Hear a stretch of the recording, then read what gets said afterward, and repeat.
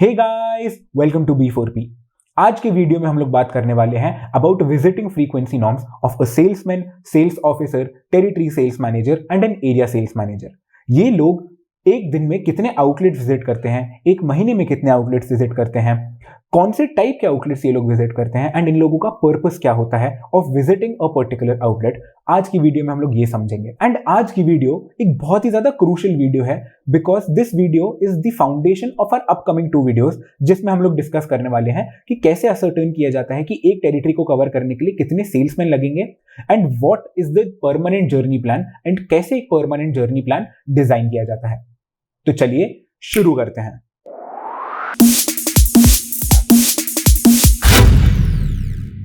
Before we understand visiting frequency norms, it is very essential that we understand the classification of retail outlets, क्योंकि हर company retail outlets को different classes में divide कर देती है basis sales. तो जो सबसे ज्यादा सेल्स करते हैं उन्हें कहते हैं ए क्लास आउटलेट या फिर क्लास 1 आउटलेट्स और की रिटेल आउटलेट्स और प्लैटिनम आउटलेट्स। हर कंपनी में डिफरेंट नाम होते हैं but the concept remains the same. जहां पे से सबसे ज्यादा सेल होती है उन्हें कहा जाता है A class outlets. Then comes B class outlets जो उनसे कम सेल करते हैं, then C class outlets and then finally D class outlets. And you might be thinking कि ये A minus class outlets कौन से होते हैं? ये A class outlets ही होते हैं बट अनफॉर्चुनेटली आपकी कंपनी का स्टॉक नहीं रखते हैं। प्रॉबेबली इनके आपके कॉम्पिटिटर से टर्म्स बहुत अच्छे हैं या फिर आपकी कंपनी से टर्म्स खराब है। There can be multiple reasons but आपको ट्राई तो करना ही चाहिए कि इन आउटलेट्स को भी कन्वर्ट कर ले because these are absolutely the biggest retail class outlet. And अब हम लोग जल्दी से इन सारे आउटलेट्स के फीचर्स भी देख लेते हैं। तो सबसे पहले आते हैं ए क्लास आउटलेट्स पे। ए क्लास आउटलेट से मेरा मतलब डी मार्ट या फिर रिलायंस स्टोर्स नहीं है, they are modern trade outlets. हम लोग यहाँ पे जनरल ट्रेड आउटलेट्स की ही बात कर रहे हैं, जिसमें आते हैं सबसे बड़े होते हैं A class outlet which are OFOs, open format outlets होते हैं ये, जहां पे you can freely roam around taking your trolley and आप शेल्फ से अपनी कन्वीनियंस के अकॉर्डिंग सामान उठा सकते हैं। There are probably 5 to 6 employees जो आपको असिस्ट कर रहे होंगे, जो आपको ब्रांड के बारे में इंफॉर्मेशन दे रहे होंगे। अगर आपको कुछ डाउट है तो they will be assisting you कि कौन सा सामान कहाँ पे रखा है। So those are A class outlets. यहाँ पे शेल्फ स्पेस होती है, बहुत ज्यादा होती है। डिस्प्ले मार्केटिंग, जो शेल्फ ब्रांडिंग होती है, जहाँ पे आप देख सकते हैं कंपनीज के डिफरेंट कम्युनिकेशन के स्ट्रिप्स लगे रहते हैं, शेल्फ स्ट्रिप्स लगे रहते हैं, those are present here. Then यहाँ पे ERP भी इंस्टॉल्ड होता है, इंटरप्राइज रिसोर्स प्लानिंग सॉफ्टवेयर, जैसे जो बार कोड स्कैनर होते हैं एंड यहाँ पे प्रिंटेड बिल आपको मिलता है। एंड यहाँ पे जो location in which they are present, ये प्राइम लोकेशंस पे प्रेजेंट होते हैं। ऑर्डर फ्रीक्वेंसी, ये हर वीक एक कंपनी को ऑर्डर देते हैं। Product range low to premium सारे होते हैं।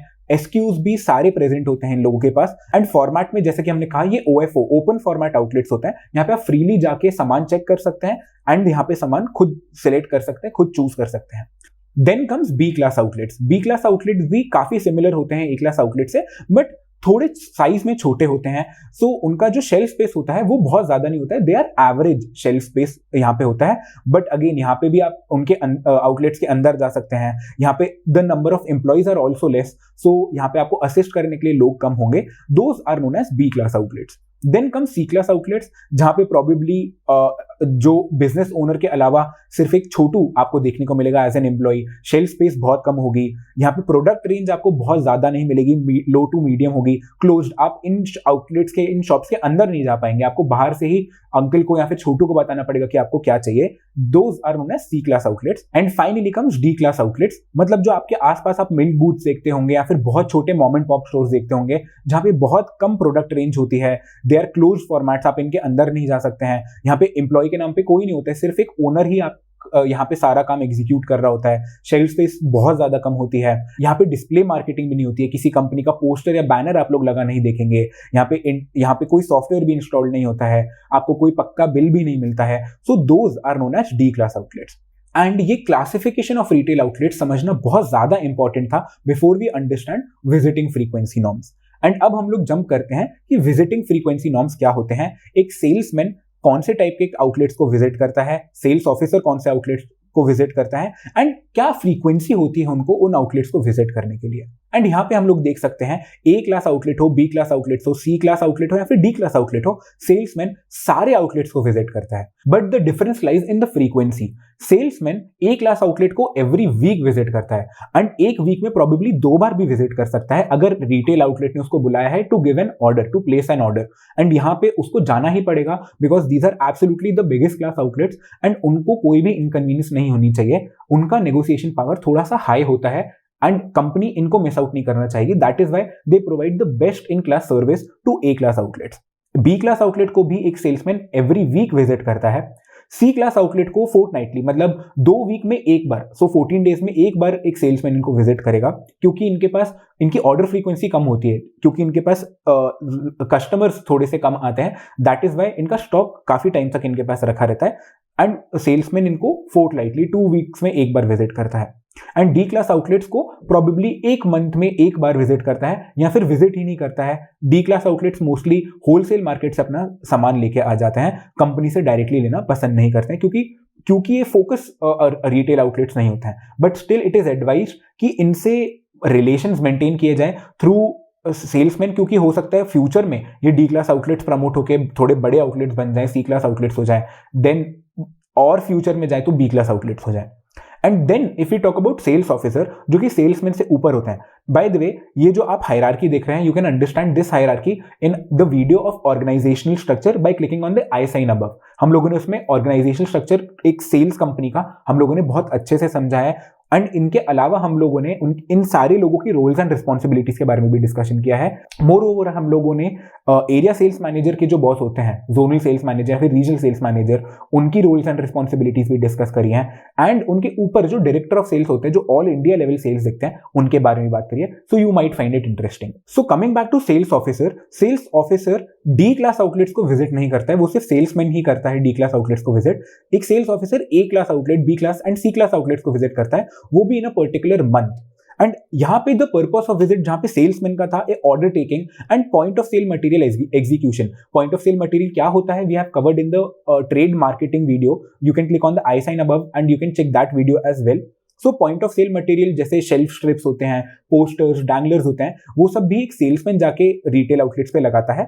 सो सेल्स ऑफिसर का काम होता है टू चेक कि सेल्स एग्जीक्यूशन, जो सेल्समैन को काम दिया गया था, क्या वो अच्छे से कर रहा है या नहीं कर रहा है। सो ये A class outlets, B class outlet and C class outlet के ओनर से जाके बात करेगा कि क्या सेल्समैन उनको रेगुलरली विजिट कर रहा है जो उसका डेजिग्नेटेड डे है। अगर मंडे को वो ए क्लास आउटलेट को विजिट करता है तो पूछेगा कि सर हर मंडे हम लोग का सेल्समैन आके आपसे ऑर्डर लेके जा रहा है कि नहीं जा रहा है। वो चेक करेगा कि पॉइंट ऑफ सेल मटेरियल जो कि एक सेल्समैन को रिस्पॉन्सिबिलिटी दी गई थी रिटेल आउटलेट्स पे लगाने की, क्या उसे लगाए हैं कि नहीं लगाए हैं। So he will check the sales execution and the supervision of salesman. That is why वो महीने में एक बार जाके रिटेल आउटलेट्स को विजिट करते हैं। Then comes territory sales manager. Territory sales manager भी वंस अ मंथ जाते हैं आउटलेट विजिट करने, बट ये C class and D class outlets को विजिट नहीं करते हैं, A and B class outlets को विजिट करते हैं। एंड इनका purpose of visit is very different from sales officer.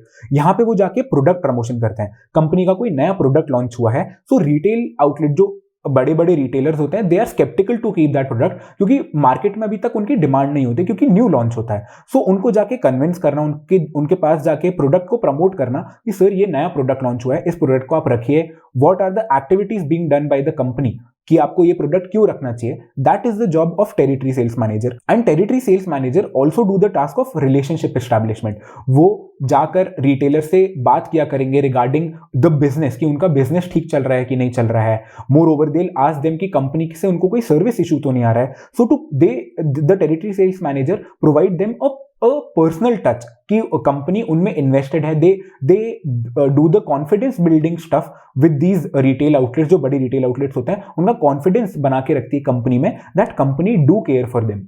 And that is one of the very crucial tasks which territory sales manager execute on the behalf of company. And finally हम लोग आते हैं area sales manager पे। Area sales manager सिर्फ ए class, मतलब top retail outlets visit करते हैं, वो भी कंडीशनली। एंड कंडीशनली से हमारा मतलब है 6 मंथ्स में एक बार या फिर साल में एक बार। And why is that the case? Because आप खुद इमेजिन करिए, एरिया सेल्स मैनेजर पूरी स्टेट को लुक आफ्टर कर रहे हैं, एंड एक स्टेट में कितनी सारी सिटीज होती हैं। मोर ओवर इतनी बड़ी बड़ी सिटीज में, हर सिटी में ए क्लास आउटलेट्स कितने सारे होंगे। सो सारे आउटलेट्स को हर महीने विजिट करना is next to impossible. That is why they have to prioritise. कहीं पर भी कॉन्फ्लिक्ट होता है कि कोई A class retail outlet company की सर्विस से नाराज हो गया है, सो वहां पे कॉन्फ्लिक्ट रिजॉल्व करने एक एरिया सेल्स मैनेजर जाएंगे and he will give them confidence. उनको ईगो बूस्ट भी मिलता है. तो साल में जब एक बार या फिर 6 महीने में एक बार जब भी एक एरिया सेल्स मैनेजर किसी आउटलेट को आता है विजिट करने के लिए, सो उस रिटेल शॉप के ओनर को बहुत ज्यादा ईगो बूस्ट मिलता है कि एक एरिया सेल्स मैनेजर लेवल का इंसान कंपनी से आया है हम लोगों की शॉप को विजिट करने, ये देखने की क्या शॉप में सब कुछ अच्छा चल रहा है कि नहीं चल रहा है. सो उन लोगों के लिए वो बहुत प्राउड फीलिंग होती है. सो उनका कॉन्फिडेंस रिस्टोर करने में हेल्प करता है. वो एरिया सेल्स मैनेजर को बताते हैं कि आपकी कंपनी से हम लोग की ये कंप्लेन है and area sales manager does the best to resolve it. Moreover, अगर ऑन ग्राउंड सेल्स टीम अच्छे से काम नहीं कर पा रही है, प्रोबेबली कोई सेल्समैन या फिर सेल्स ऑफिसर अच्छे से काम नहीं कर पा रहा है, तो वो रिजॉल्व करने भी एरिया सेल्स मैनेजर आते हैं स्पेसिफिकली कि क्यों प्रॉब्लम हो रही है, क्यों एक सेल्स ऑफिसर या फिर सेल्समैन अच्छे से काम नहीं कर पा रहा है. And this is done when territory sales manager या फिर सेल्स ऑफिसर उस सिचुएशन को हैंडल नहीं कर पा रहा है. That is the role of area sales manager. And another very important task is which area sales manager executes is of competition tracking.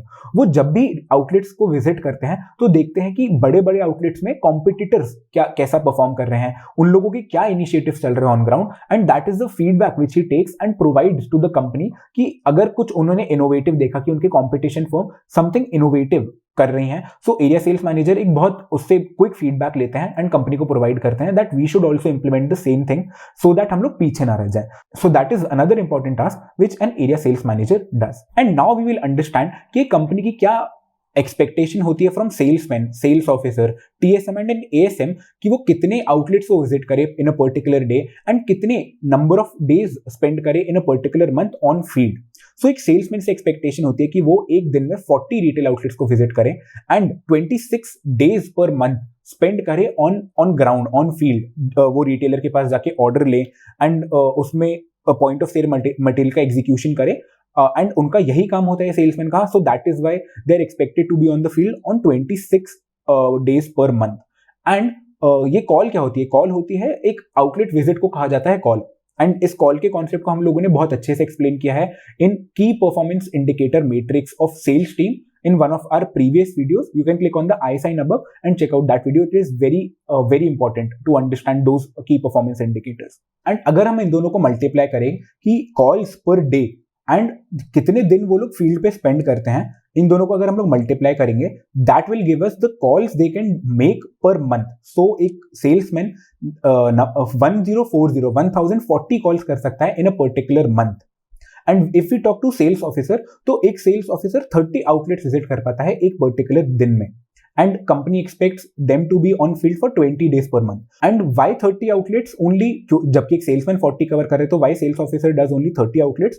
Because sales officer को, जैसा कि हमने कहा, डिस्ट्रीब्यूटर को भी देखना रहता है and that too on daily basis. So that is why उनको वहां पर भी अपना टाइम स्पेंड करना है, तो उनके पास फील्ड विजिट के लिए थोड़ा कम टाइम होता है in comparison to a salesman. Moreover, ये जो सेल्स एग्जीक्यूशन एंड सुपरविजन का काम है, इसमें ज्यादा टाइम लगता है in comparison to order taking.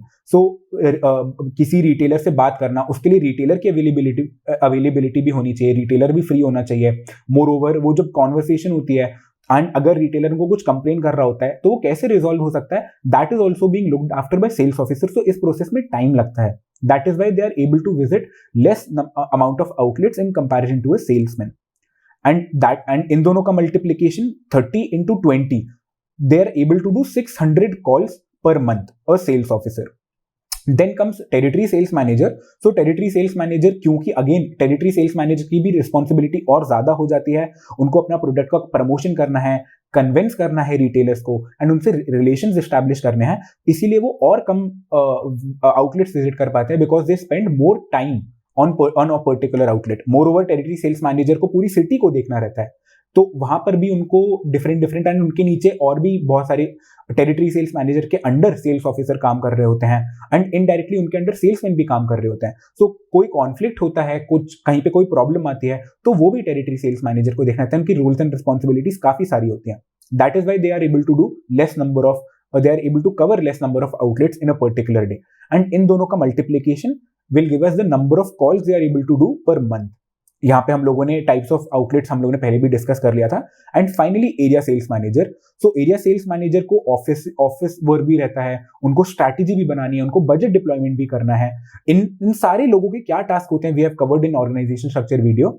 So you can watch that video by clicking on the I sign above. you'll get to know everything कि इन सब लोगों के इंडिविजुअल टास्क क्या होते हैं. We have explained it beautifully in that particular video. So 15 outlets ही एक area sales manager visit कर पाता है बिकॉज उनको कॉन्फ्लिक्ट रिजॉल्व करना रहता है, कॉन्फिडेंस रिस्टोर करना रहता है, कंपटीशन को ट्रैक करना रहता है, डिस्ट्रीब्यूटर को देखना रहता है, एक बहुत बड़े एरिया को संभालना रहता है, स्ट्रैटेजी इंप्लीमेंट करनी रहती है. That is why the number of outlets an area sales manager visit is just 15 in number, and number of days they go on field is 15 because उनको ऑफिस वर्क भी काफी करना रहता है, एरिया सेल्स मैनेजर को strategy work भी करना रहता है. That is why they are able to go on field for 15 days per month, and इन दोनों के multiplication they are able to do 225 calls per month. And types of outlet they visit is A class outlets. And as we said in the start of the video that this video is very essential for the upcoming 2 videos जिसमें हम लोग देखने वाले हैं the number of salesmen and delivery vans required, कैसे calculate होती हैं, that we'll see on an Excel sheet, and then we'll see how is a permanent journey plan of an area sales manager built, कि कौन से day पर वो कौन से आउटलेट को विजिट करेंगे, कौन से दिन वो कौन सा काम करेंगे. Everything is structured, everything is planned. So ये हम लोग on an Excel sheet design करेंगे, एंड वो आगे की 2 वीडियो समझने के लिए this video was extremely important of outlet classification and visiting frequency norms. So thank you so much for watching this video guys. We at B4P hope कि आपको इस वीडियो के थ्रू कुछ नया सीखने को मिला होगा, and if that has happened do drop us a like and subscribe to our channel, and surely do watch the next 2 videos because you will get to learn a lot. Thank you so much. Godspeed.